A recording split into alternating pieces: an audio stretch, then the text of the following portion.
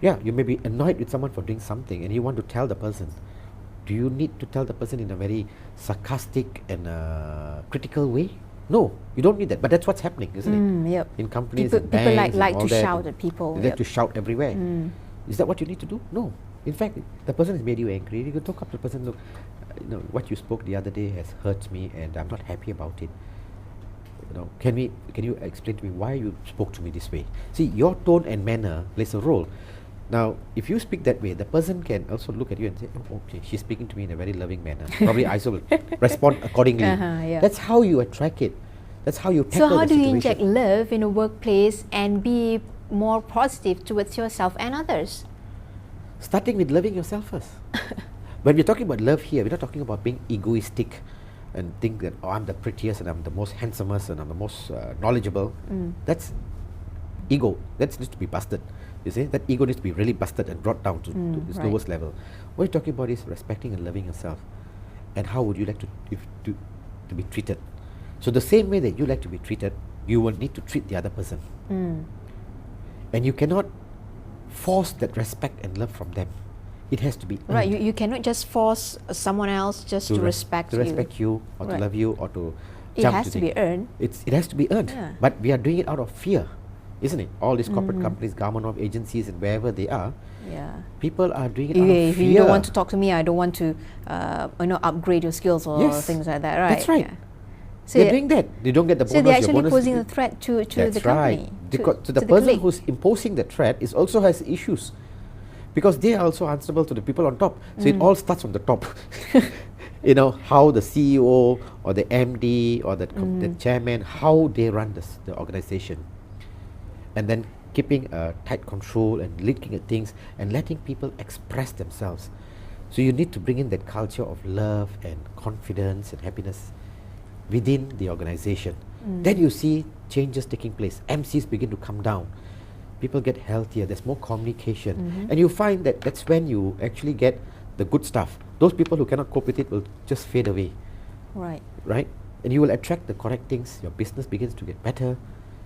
Your customers begin to come more to you. The business increases because it starts from the top. Everything starts from the top. Everybody's listening to the top. So I know of cases where I've heard where the staff has told me, Ajit, I'm sitting in the canteen of a multinational company. I'm sitting there with my colleagues, and suddenly the CEO and the CFO are coming, and we are begging, please don't come and sit next to us. Then they sit next. So I said, why?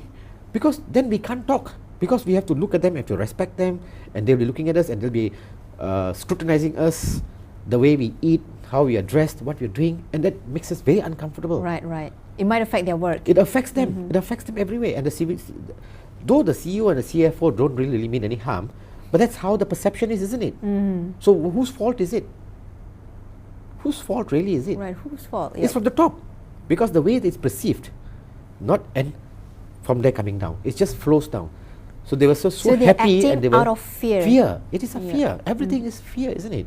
We are fearing things. So that's why we are collecting properties. We are collecting whatever we can collect. We call it trophies, because to keep ourselves secure. Because we are so insecure from within us. So the fear has taken complete control of our lives. Fear has taken complete control of business life. Your health issues, personal relationships. Everything is fear. So how can we combat this fear? By learning to respect ourselves first. Loving ourselves and accessing and understanding who we are. And working with the latent power within us. We can overcome all fear.